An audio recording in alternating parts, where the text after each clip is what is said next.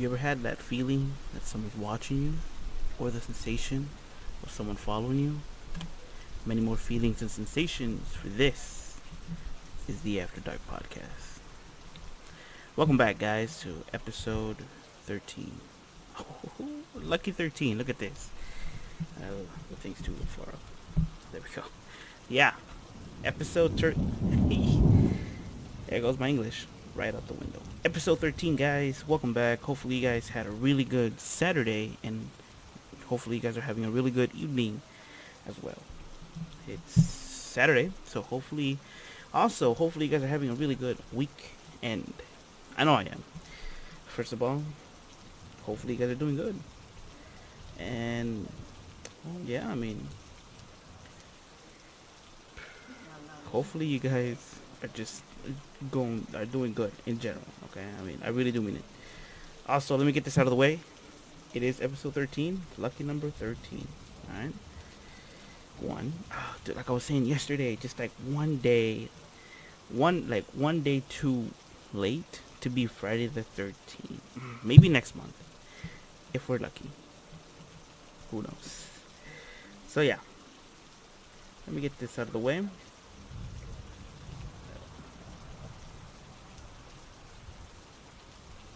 But yeah, I really had a good day today. I had a good night yesterday too. I mean, I couldn't sleep, but nevertheless, it was still raining and with the thunder. If you guys were around the area, I don't know if it was like raining with thunder, like around where you guys live, but over here in California, it was very lovely.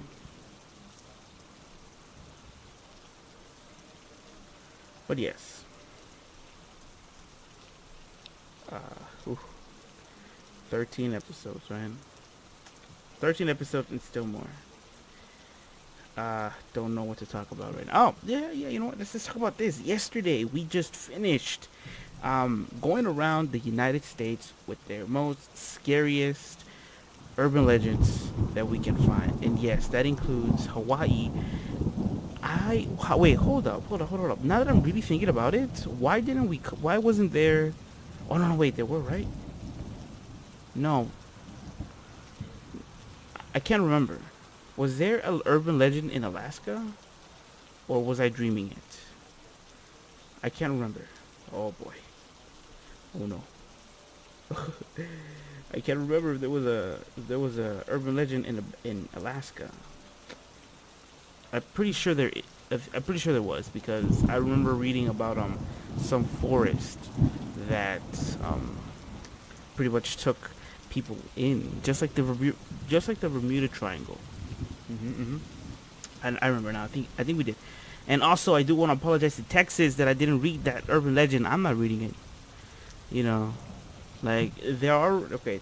So pretty much the legend goes: if you hear about a certain thing, you know, chances are that they could they'll appear to you. And I want you guys safe. So I don't wanna read it. You guys read it if you guys at your own time. But yeah, so we'll leave it at that. Okay. Sorry, Texas. I do apologize. You know what?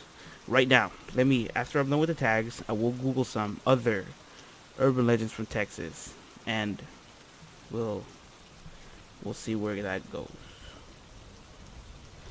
But yeah, urban legends, I like them. I really do like them. They have some truth to it. And you know, it's always nice because you learn more about the place. Even though you don't live there, but even though some people might say, "Oh yeah, it's not true." Like I said, there are truths to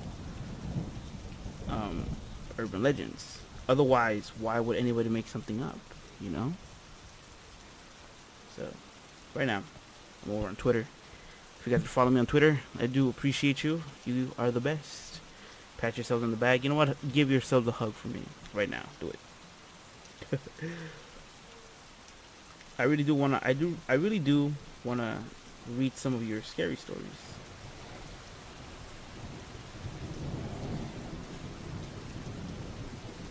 So, give me, give me just a couple more seconds.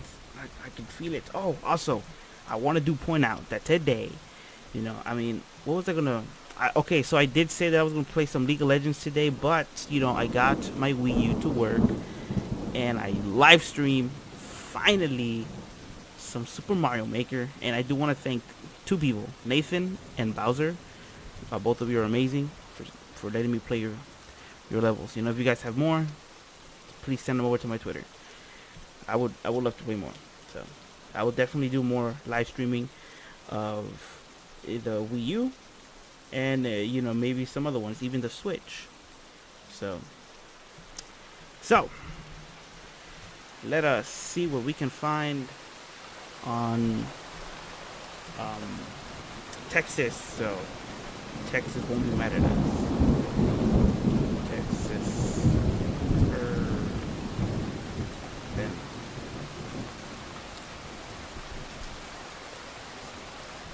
Okay, there we go. Legends of Austin. Oh, so they're 10. You know what? Yeah, okay, that's... Yeah, these seem short. Okay, so let's read. Let's read 10. Okay, so the website's called do512.com.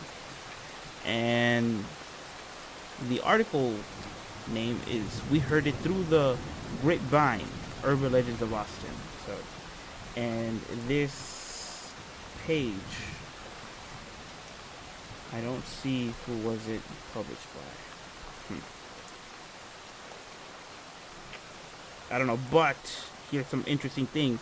Started out as a small village in 1837, Austin has collected its fair share of local history, mythology, and folklore throughout the years. Pretty cool. For 19th century serial killers to disorderly celebrities, our city offers some of the most bizarre urban legends around. Austin is almost 200 years old. Wow.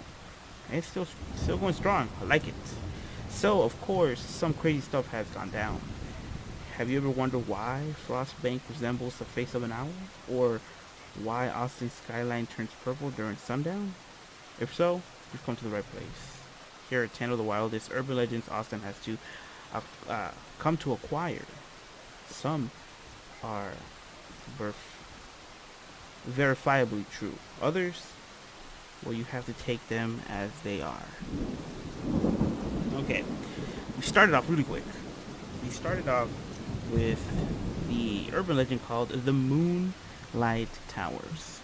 Okay, let me put up. That was okay. Hold up. I was going to say let me put a coaster underneath my water bottle because I don't want my lovely little desk to get ruined. Anyways, during the late 19th century, darkness swallowed the city of Austin in the form of a serial killer. Not yet powered by electrification, Austin's streets were unavigable and dangerous upon sundown. On a pitch-black night in 1885, horror struck. The mutilated body of a servant girl was found outside a local saloon. A bloody axe resting on the wall of a nearby building. Soon after the gruesome discovery, the city endured a string of bloody murders, all committed with similar brutality by crazed individuals known as the Servant Girl Annihilator. Okay, wait, hold up. Austin, wait. Really? That's the name you're gonna give the dude? Or woman? Bloody Murder Annihilator? I mean, you could have gone with Bloody Murderer. Wait, this... Okay. Okay, you know what? Yeah, scratch that. Anyways, in an attempt to increase safety and catch the madman, Austin erected a group of moonlight towers. Tall beacons of light powered by early electrical generators throughout the city, though the towers never led to the capture of the servant girl annihilator. They help light the streets and quell the crime rates. Now Austin remains one of the only cities in America that still uses moonlight towers as a source of illumination. You've no doubt seen them spread throughout the town. As Wiki points out, this one happens to be false, as the towers were erected a full 10 years after the infamous murder spree. Wait, what? Hold up, because if it's false, as Wikia points out, this one happens to be false, as the towers were erected a full 10 years after the infamous murder spree. Well, I mean, it still happened because the Moonlight Towers are still there, no? Yeah, I can see it. I mean, if that's one of them, that's one right there. But yeah, you know, I mean, then it's true then, right? Hmm. Moonlight Towers, huh? By the way, I forgot to say, let me start this adventure from packing our bags, you know, and packing a bunch of our clothes, you know, a couple changes, because we don't want to be wearing the same clothes every day. And, you know, get in our car, step into the clutch, you know, turn on the car, let it run for a while. And then we take off to Texas, straight to Austin. No pit stops, no Arizona. Arizona, you stay there with your skinwalkers, okay? We're going straight to Texas. And our first one comes out to be the Moonlight Towers. That's pretty cool. Anyways, we go on with the other urban legend called the St. Edward Specters. Huh. And then it says, on the surface, St. Edward's looks like a private liberal arts university. Okay, if this is it, hold up, because there's a picture right here. If this is the place, this building looks really nice. I like that building style. Right. So, Gothic spires, sprawling courtyards, iron gates, but something lurking underneath. The ornate architecture, something sinister. According to campus legend, a malicious ghost haunts the Merry Muddy North theater, tormenting students by moving furniture and screaming.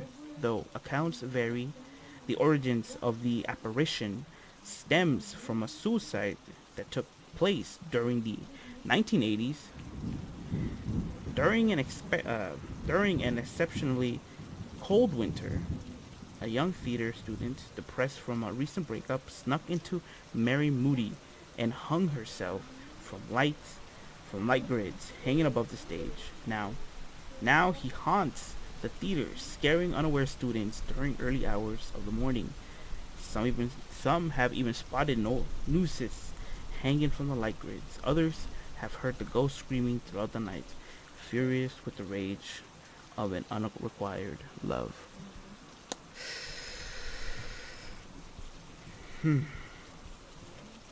Wow, dude, I mean, come on, man. First of all, don't commit suicide over a breakup, please. Like, that is just ridiculous.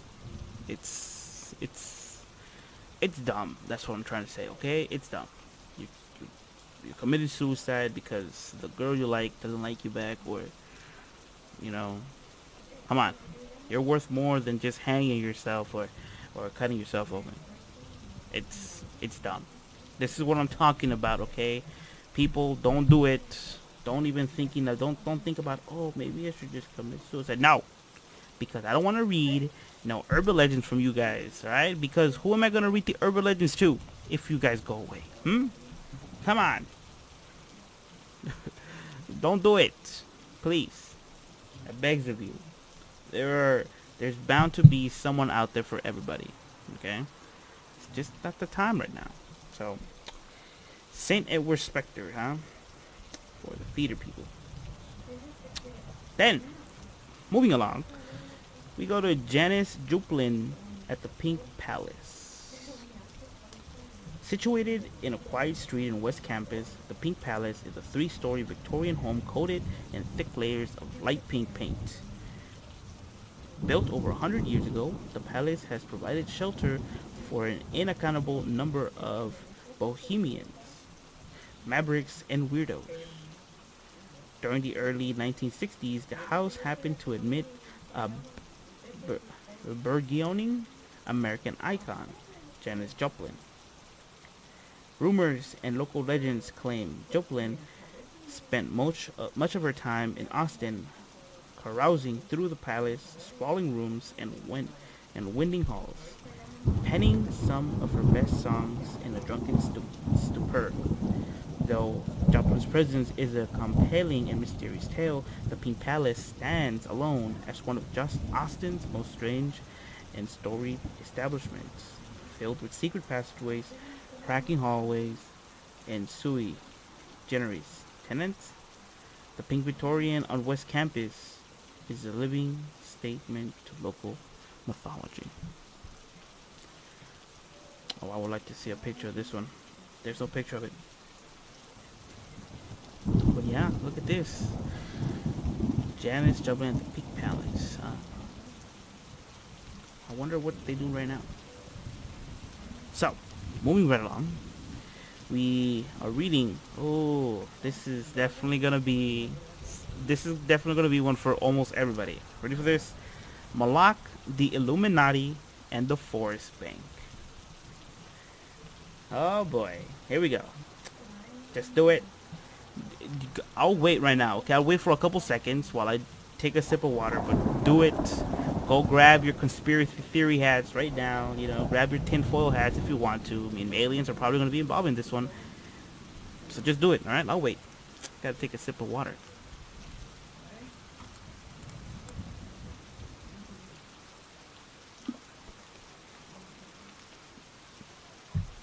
Okay. You guys ready for this? Because I am. When the construction of Frost Bank was completed in 2003, not too long ago, many considered the building Austin's finest skyscraper, but some Austinites, okay, that is, hold up, I like that word, okay, Austinites, discovered something disconcerting embedded in the Forest Bank's architecture, the face of an owl. A standard symbol of the Illuminati, though the symbology of an owl varies throughout the internet. Many claim the Illuminati uses the nocturnal bird to publicly display alliances, to Malak, the terrifying god from the Old Testament that feeds upon children. Whoa. Now we know what you're thinking. How the hell could Frostbank symbolize a biblical monster that eats little kids? Well, to provide an adequate explanation, we'd have to sit down for hours, review Mosaic symbols, adequate explanations. We'd have to sit down. Oh, wait, I'm reading the same line. Re-examine biblical tales, check the charts, etc. And quite frankly, we don't have the time. But if you are an armchair muckracker looking to blow the lid on this whole thing, just Google Malak Frostbank Illuminati and jump into the rabbit hole. We don't say we didn't warn you. Hold up. I am curious now. Oh boy. Why did you tell me you shouldn't have done that? You shouldn't have done that. Malak. Oh fuck. I think I just. Okay, I see the owl. And Forest Bank. That's the one right there. Forest Bank.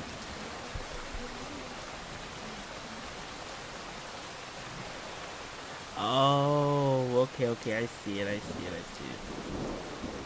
Yeah. Okay, hold up, I'm still searching. Unfortunately, I can't, I pressed the link by accident. Unfortunately, I cannot, bring it up in the screen, but I do see what they mean. It does look like an owl. Hold up. New Forest Bank building, old Frost Bank building. Ow, I mean...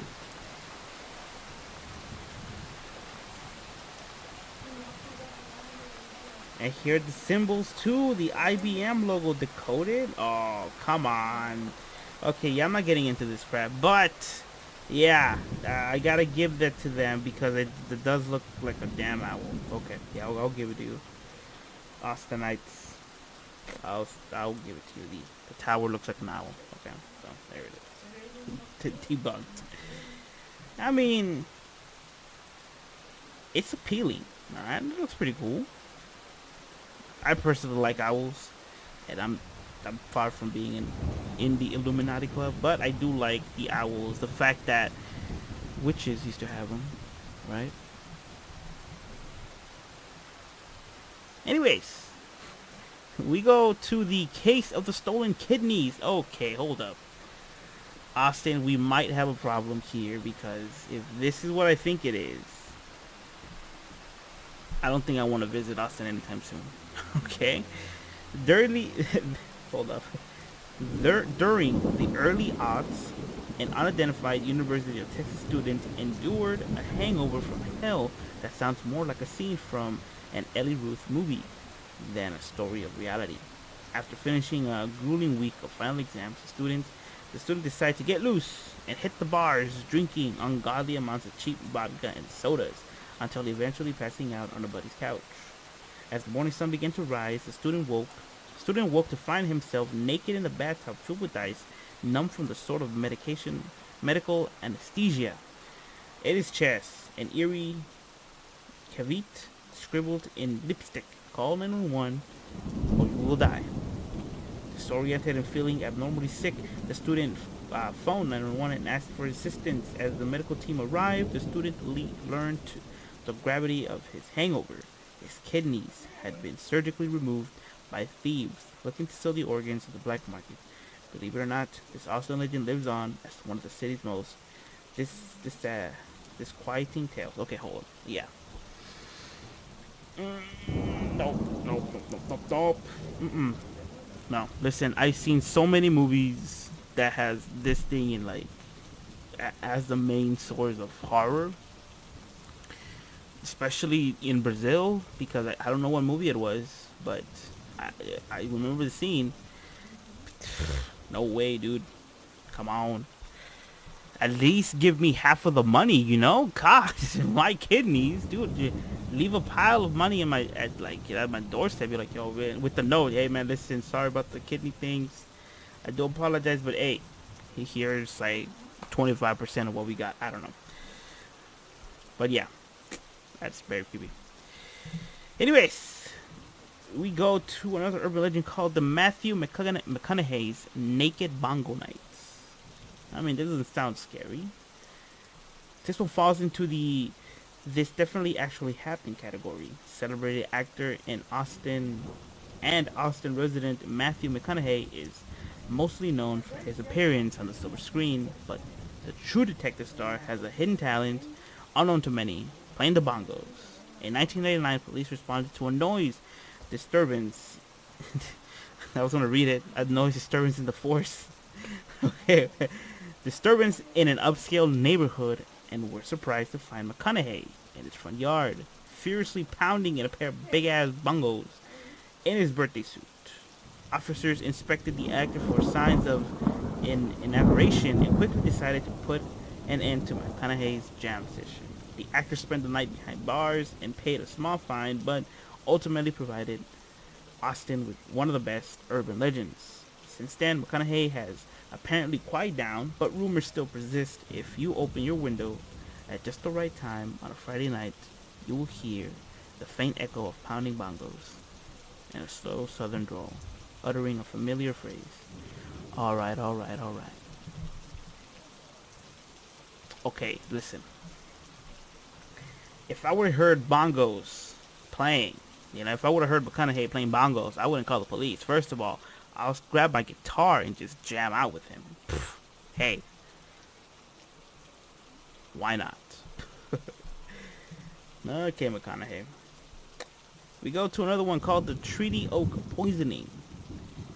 The treaty, okay? And it goes, once used by the Comanche and Tonkawa tribes as a place of meeting, Austin's Treaty Oak has been symbolized compromise and unity. clocking in at a whopping 600 on the age meter. Wow, that's an old tree. Don't bring it down, please. I mean, it looks strong. This is a tree. Leave it alone. Treaty oak is undoubtedly one of our city's oldest treasures. But in 1989, the sacred oak confronted its mortality when Paul Cullen, a mentally unstable, fe- unstable feed store employee, began ritualistically poisoning the tree. Ah, you son of a gun. Pouring herbicide over its trunks and leaves after being apprehended by authorities, called off, offered an enigmatic reason for the poisoning: to entrap its spiritual energy and win the love of a woman. Some Austinites just passed Cullen off as another crazy and agent hippie that took too much of the wrong stuff. But other citizens dug deeper into the man's history, unearthing a bizarre love triangle involving crazed psychiatrists, jilted lovers, and adultery. The motivation behind the Cullen's nefarious act remains disputed. Today, Cullen exists as one of Austin's most reviled villains, but Treaty Oak, after years of rescue efforts, stands tall and proud. Good for the tree. And really, I mean, it's called the Treaty Oak for a damn reason. Colon, Jesus Christ. First of all, you don't want to get into a love triangle. Stay away from those. That's bad, okay? So, we leave the tree behind and we go to another one called lithium clouds. Have you ever noticed a purple glow along Austin's skyline during the sunset? Well, some Austin natives consider the spectacle to be much more complex than just another pretty horizon. Many armchair meteorologists claim to be a billowing cloud of lithium surrounds the city, blanketing Austin in a soothing layer of purple that causes euphoria and happiness. The cloud believers urge are the root cause for Austin's general happiness. Wait, Bonhomie? Whoa, its weirdness and its thriving cultural environment. Venerated short story writer O. Henry, once described Austin as a city cloaked in a violet crown. In his classic detective story, TikTok, the great French detective in Austin, if the perceptive mind behind the gift of the magic took notice of the purple clouds, then maybe there is a validity to the lithium theory. But lithium or no, there's always magic in Austin sunset. Okay. Hey man, I mean, I want to see them. I want to see some purple clouds. Why not? Austin, you are magical. Stay magical. Okay. We go to another one called The Hauntings of the Clay Pit. And it goes, beloved Indian restaurant, The Clay Pit, resides in historical Bertram Building, one of Austin's oldest establishments. Built in 1853, the Bertram Building was initially used as a trading post, but was converted into a dry goods storefront in 1872 by budding capitalist O.R. Bertram. According to local legend, Bertram's 5-year-old son died from typhoid fever in his bedroom, but his spirit remained locked within these four walls. Guests of the Clay Pit report sounds of ghostly moanings coming from the mysterious upstairs room that seem to have no physical force. In addition to the spooky belows, some claim to hear loud sounds of partying coming from the same upstairs room during late night hours when the restaurant is closed. Whether you believe in ghosts or not, the Bertram Building holds some of Austin's best kept secrets. Wow. Haunting the Clay Pit, huh? And last one, we go to one called The Origin of Vivo's name. Vivo, UT's mascot, is a lovable longhorn cherished by many Austinites and university students. But how did Vivo get its name? Well, the answer depends on whom you ask. But common tale of the Longhorns, no, no. Nomen culture involves one of the UT's oldest rivals, Texas A&M. After a 13-0 Aggie victory in the 1916 Thanksgiving Day showdown, a group of Aggies branded 13-0 into the hide of Longhorns' first mascots. Okay, that's me. Come on, man. In order to avoid embarrassment, the Longhorn modified the brand and read Bevo, turning the 13 into a B, the dash into an E, and adding the V before the O. Okay. Of course, University of Texas students have a different account regarding the origins of the mascot's name, but the tale resides as some of the best campus folklore out there. And sometimes things are better left unknown. Wow. I mean, why would you do that to a kid? Oh, man, come on. You suck. Damn it. You suck. But these were the 10 urban legends of Austin, Texas. So, with my due apologies, Texas, of not reading your urban legends last time. These pretty much go to you. So, very interesting, Austin. Very interesting. I do want to see the lithium clouds, the trio. I would like to see this, the tower too, the Malak, the Illuminati, and the Frost Bank. Definitely would like to see that. Saint or St. Edwards, I would like to see that too, and the Moonlight Towers, which they all sound pretty interesting to me. Okay, thank you, Austin. Very, very much do appreciate it. Now we get to some spooky stuff. So, from Austin, we pack our bags. We take the first plane we can find all the way to Japan. Okay? Now, Japan is pretty interesting, the birthplace of anime. So, that's it, right? That's all everybody needs to know, right? But in all seriousness, I do love Japan. The culture of Japan, I really do. I like it. It is very interesting, and it only gets interesting with their urban legends. Now, I have read, and I have seen movies of these urban legends, and let me tell y'all, boy, if I would have never heard them, oh, dude. You think urban legends from the States are creepy? Man, you have another thing coming to you. So, we go to a website called scaryforkids.com.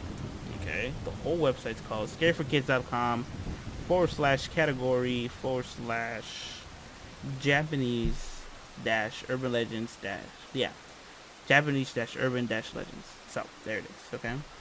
And there are quite a few, right?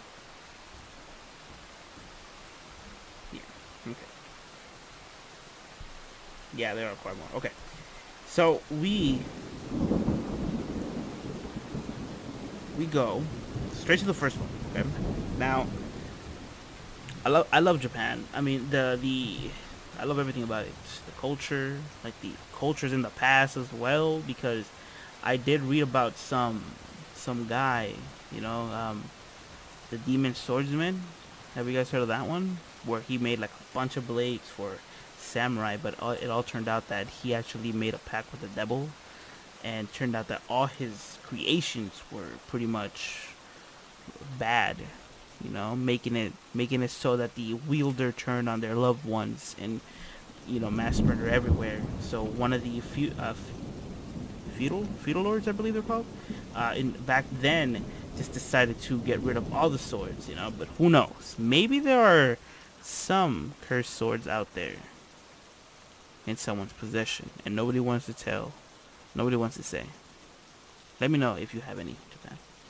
So, if you are planning to take a trip to Japan, Please do have these in mind. But before we move on, let me get this out of my chest. Okay, I'm gonna say this on every podcast. Don't use your phone while driving. Okay, I know you're probably sick of it, but don't do it. Okay, don't fiddle with your phone. Don't talk on the phone. Don't text on the phone. Don't do nothing. If you're listening to my podcast on the phone, please, hopefully you're in park. Put that aside. Put me on speaker. Hook me up to the aux cable so you guys can hear me in all four corners of your car, and just leave it alone. Okay, if you have a passenger, just give the phone to them and be like, oh hey, you know what? I want to listen to the After Dark podcast. Go to his channel. Maybe push the subscribe button. Appreciate it. But don't do it, please, please. Today, I went to the bank with my papa, and of course, everybody that I've seen in their cars were so busy on their phone, and I was like, seriously? Oh man, it just grinds my gears. Don't use your phone, please. Don't use your phone while driving. Pay attention to the road. Don't drink and drive. Don't don't do drugs and drive.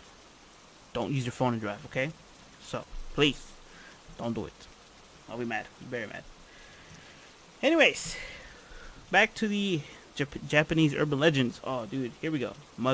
This is the motherland, like my friend would say. The motherland. Oh god. Okay. So, our first urban legend is called Hizaruki. Okay. Also, I want to point out that oh my god, it's long. Never mind. I don't want to point out nothing. Okay, let me just dive into it. Okay. Hey, here we go. Hizaruki is a creepy Japanese urban legend about something mysterious that only young children seem to know about. People often hear kids whispering about Hisaruki, but nobody seems to know who or what it is. This story combines two obscure urban legends, Hisaruki and Kirakira-san, which are essentially the same thing. I'm a teacher, and recently I found a job in a nursing school in Japan. There's a Buddhist temple right beside the school, and right behind both buildings there is an old graveyard. There is a large metal fence with sharp spikes around the graveyard to prevent any children from going inside and getting lost or causing mischief. After a few days, I noticed something very strange. There were always insects and lizard impales in the spikes in the fence. I wonder who would have done such a thing, although it was possible that it would be the work of some mischievous child in a nursing school, but it could also have been done by someone else. The nursing school and the Buddhist temple shared the same entrance, so there are people coming in and coming in and out, going all day. There were also some elementary school students who often played in the graveyard, so it was difficult to tell who was doing it. However, one day a mole was found impaled in the fence. The school principal found it and immediately cleared it away, putting the animal's corpse in the dustbin. A few days later, a cat was impaled in the fence, and it was getting worse and worse. The school principal decided that something had to be done. He held a meeting with the teachers and invited some priest from the Buddhist temple to attend as well. Who's doing this? He asked. What should I do to stop it? There was a long discussion, but nobody seemed to have any solutions after almost an hour. We still didn't know who was doing it or how to stop it from happening again. A few days later, a rabbit was found impaled in the fence. It was not just any rabbit. It was a pet rabbit from the nursery school. We kept in a cage in one of the classrooms, and the children were allowed to feed it. I found it in the morning when I arrived to work. When I spoke to one of the Buddhist priests, he told me that he had been clearing weeds in the graveyard earlier that morning, and that the rabbit definitely hadn't been there. That meant the culprit had to have impaled the rabbit on the fence just before I arrived. One of the children in my class had arrived early from school that morning, so I took him aside and asked him if he had seen anything. The child said only one word. Hisaruki. Hisaruki, I repeated. What is Hisaruki? I asked him over and over, but it seemed like the little boy couldn't explain what he meant. He just covered his eyes with his hands and kept shaking his head, repeating Hisaruki, Hisaruki, Hisaruki. Later on, I asked another children about Hisaruki. Every child in the class knew the name, but none of them could explain who or what Hisaruki was. It was just very frustrating. There was also something else that struck me as weird. The children knew that Pet Rabbit had been killed, but none of them seemed to be all that upset about it. It was as if they all just accepted it. I had the strangest feeling that they might even have been expecting it to happen. At the end of the day, the children's parents came to pick them up. I asked the parents if they had ever heard of the name Hisaruki, but none of them remembered the children ever mentioning it. I determined that it wasn't a character from a TV show or a book either. It was completely mystery. It was a complete mystery. Where am I? Okay. As I was getting ready to leave, one of the other teachers stopped me. I'm sure I saw a picture with the name on it. He said. She told me that a few years ago, she had seen a picture drawn by a child in her class, a little boy, and she was sure the name written below the picture was Hisaruki.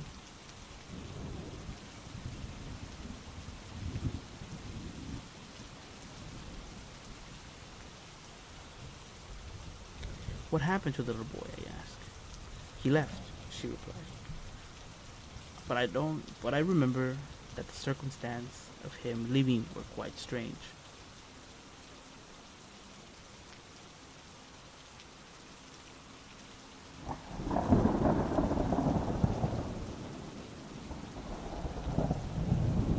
She told me that the boy had been absent from school for a week. Then one morning, his parents turned up to collect his school books. They seemed to be in a hurry and didn't want to talk. All they would say was their son had been in an accident and they were moving to another city, but they refused to elaborate further. The teacher gave them the books, and as they were leaving, she noticed their son was sitting in the back car. He was wearing an eye patch, she said. Not just one eye patch, but two eye patches over both of his eyes. That was all she could tell me. She didn't know what happened to the boy after that. His parents drove off, and she never saw him again. The next morning when I arrived at the school, the principal told me that he had found a chicken impaled in the fence. I shook my head in disbelief. It seemed as if it was never going to stop. Later that day, during the lunch break, the children were playing in the yard, and it was my turn to supervise them. I noticed one boy who was close to me suddenly stopped in his track and looked up at the sky. It's Hisaruki, he said. The message was passed down around the playground from child to child like a game of Chinese whispers. Hisaruki, Hisaruki, Hisaruki. As I watched in disbelief, one by one, the children stopped playing and covered their eyes with their hands. Some of them were standing and others were crouching, but all of them were motionless. It was a bright sunny afternoon, but the uneasy silence sent a chill down my spine. I kneeled down in front of the boy nearest to me and I said, I don't see anything. Who is Hisaruki? The boy didn't answer me, so I pulled his hands away from his eyes. I want to know, I said sternly. Who is Hisaruki? I don't know, the boy muttered, as he tried to cover his eyes again. I grabbed his wrist and stopped him. Tell me, I demand, who is Hisaruki? The boy stuck his index finger on both of his hands and raised them up in front of my face. Then all of a sudden, he tried to jab them into my eyes. It took me by surprise, but quickly I was able to move my head to the side and dodge the attack. Before I had a chance to react, the boy broke free from my grasp and started jabbing his fingers into his own eyes. I wrestled him to the ground and desperately tried to stop him from poking his own eyes out. Someone help me, I screamed. One of the other teachers came running around, and together we managed to subdue the boy. We took him to the hospital, and the doctor managed to save his eyes. After that, the animal stopped appearing in the spikes on the iron fence. None of the children mentioned Kizaruki. Now and then, I would see covering their eyes when they were outside the playground, but I just tried to ignore it. Occasionally, I found small lizards and insects impaled in the iron fence, but I chose to ignore it as well. I never questioned any of the children about Kizaruki again. There's something I just don't want to know. Yeah, something we don't want to know. Because, why? God damn, son. Hey, look at this. And this story has 18 comments. Let's read it. This one comes from cookies_for life. And he says, wow, I mean, it's Kizaruki really look that bad? The children's just being like that, judging the way she looks, but yet again, nice story. That's true. Like, why would little kids do that? Bapinaz says, what is the story? It's scared the hell. What? Okay, hold up. What is this story? It scared the hell out of me. I'm 12. It is clearly 12:37 p.m. in the morning, and I'm still scared. What? Creepy. I didn't really understand it though. Yeah, that was. I mean, second of the riddle. My theory is they call the ghost Kizaruki because ghosts will shapeshift like its victims. After it obtained the victim's eyes, the animal was impaled might have been the children doing sort of things like a tribute or sacrifice or something for the ghost so that they want to. Yeah, okay, yeah. I believe that. Rep here 666, it does make sense a little bit. But hey, who knows?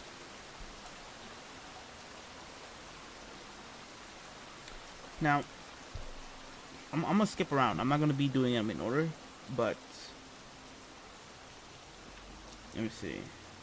Some of these urban legends.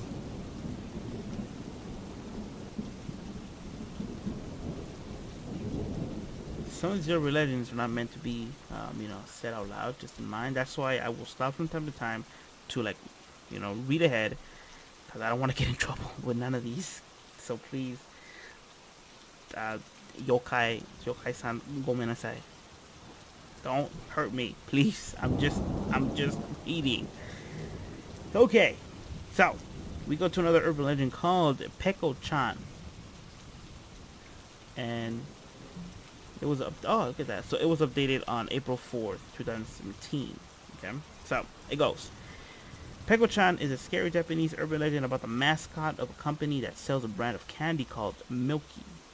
Peko-chan is a very popular mascot in Japan. Her dog can be seen in front of many shops, and her smiling face is one on every pack of candy. I mean, Milky, huh? Peko-chan is the mascot of a Japanese company called Fujiya, which produces candy called Milky. The company's slogan is "Milky tastes like mama." Okay. What? Hold up.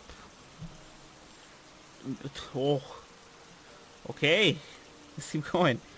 Peko-chan is a young girl with chubby cheeks, pigtails, and a red ribbon in her hair. I mean, that looks like a blue ribbon, but hey.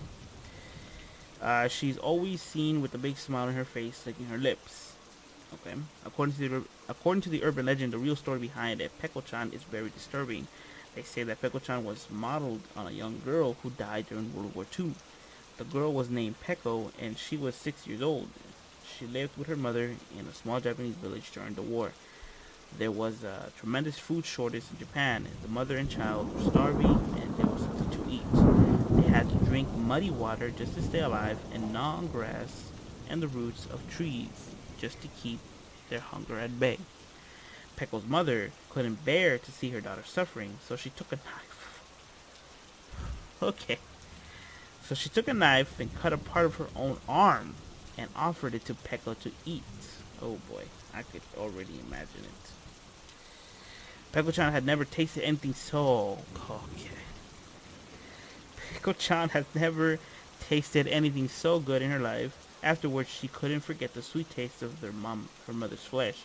She produced, she proceeded to kill her mom and eat her mom's entire body, consumed by the taste of human flesh. Peko-chan continued life as a cannibal.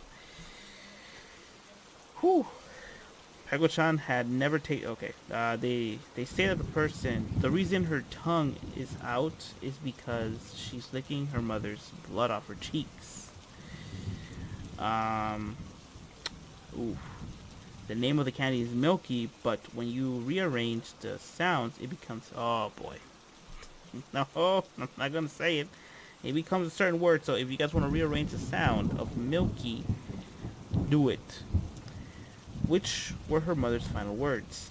That's also why the slogan of the company, when translated from Japanese, it's Milky tastes like mama. The Fujiya company also had another mascot named Peko-chan. He is a young smiling boy who always wears a blue hat. He is said to be Peko-chan's uh, Peko-chan's boyfriend. Oh, okay. I mean, that makes sense. According to the urban legend, Poco was a 7-year-old boy who lived in Peko-chan's oh boy, I know where this is going. Neighborhood. After devouring her mother, Peko-chan was still hungry. She attacked Poco, breaking open his skull in order to eat his brains. What the hell is this? Poco was in such pain that he committed suicide by biting off his own tongue and swallowing it. Okay, I don't even know where I just stepped in because this is ridiculous.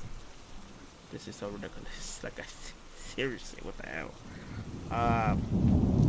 Let me see. They say that the reason Poko-chan never has his tongue out in the picture is because he doesn't have one, and the reason he always wears a blue hat so that his broken skull and that doesn't expose his brain. I don't know. I throw these candies at the Kuchisake owner. Oh boy. This is creepy and weird. Maybe the candy is made out of human. Oh, here we go. Me. So good. What's it made of? Peko-chan, your mother. Wow, I can't believe I read this until the end. Yeah, me neither. Me neither. Look, Rip here. He's here again. The name of the candy called Milky. Remember the sounds. I call it bullshit on that. Say anything that makes it sound scary. That'll do it. Dumb as fuck. Well, this story is worse than Donald Trump being the president. Oh, Jesus Christ. Okay. Wow. Let's read one more because I think we would have enough for one more. I mean, this one can't be that scary, right? It's called Inugami, and pretty much Inugami stands for dog god. So, the story goes. Inugami, or dog god, is a Japanese urban legend about a very powerful curse that is created when a dog is transformed into an evil spirit. Warning, do not attempt to perform the ritual. It is extremely evil and involves terrible... Okay, yeah, we're not reading this one. Yeah, these are steps to do it. Yeah, I'm not reading it. Okay, you know what? We'll just leave it like that. Yeah. No way, dude.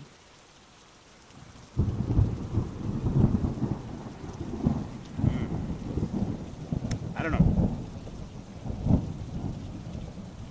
Why would you do that to little douche? It makes absolutely no sense. Man. It really, really doesn't. Okay, let's go to another website because that website just creeps me out.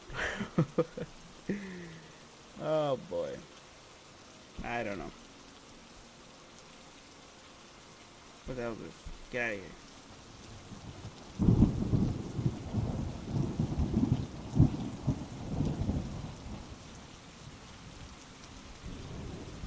Okay, so before I was saying, I am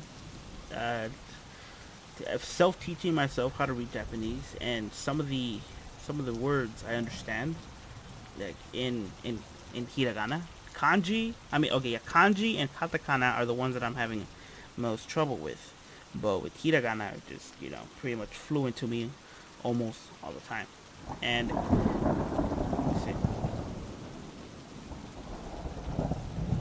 yeah, I see like yokai. What's that? Mononoke? Something like that? Yeah, Mononoke. Okay, but yeah, so we go to another website because that other website was creepy for me, even though I'm not a kid anymore. It's fuck that, dude. We're not gonna do it. Woo! This was called www.fluentu.com. Okay, and these, aside from this little annoying little bar on the side of the damn thing, can I like get it away? I can't. It's called the 13 Scariest Japanese Starry Ghosts Stories starring ghost schools and freaky folklore. I like these. Okay, so ghost stories in Japanese is a long word. Oh boy, kaidan, kaidan, or the other one that is too long. Okay, and terms are used to categorize classic and traditional ghost stories. Usually the Edo period, which in the Edo period a lot of things happen. And let's continue. Let's just move on to number one with Karaka-san o Obashi, I believe. Karaka-san Obashi, and the most well-known ghost of an animate object, the umbrella ghost, usually is depicted with one eye and jumping around on one leg, in a gate, in a geta sandal. The general story behind the object ghost is that when human tools become older and older, they can become ghosts. There isn't a necessarily a particular story about the. I can't read that because it's kanji. See, but it can be commonly seen in depictions of haunted houses and usually used as a representative character for ghosts in Japan. Now, wow. Okay, yeah. Okay. I've seen this. I've seen this picture before, and I believe it. You know, that's why. That's why don't throw away your old stuff. You know, recycle it. You know, I myself, you know, collect old stuff, and I'm pretty proud of all of them. You know, I give them a home. I give them in other words, I give them a second chance. It's like when you're going to a thrift store or a pawn shop. You know, you go in there. Like, let's say you go in there to just look at guitars, secondhand guitars. You know, you pick up one and you like. It's cheap, and two, you don't even have to break it in because it's already broken in for you. Give inanimate objects another chance. You know, just throw them away. Donate them. You know, give them to Goodwill, and hopefully someday somebody else will pick them up. Hopefully one day, what you don't want anymore, I will pick up and give it a second chance.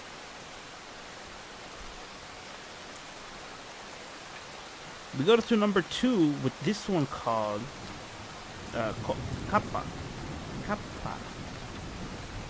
And it's literally River Boy. These creatures resemble turtles with webbed and somewhat human-like feet and hands. They're about the size of a small children, and they're able to stand, walk on land, and swim.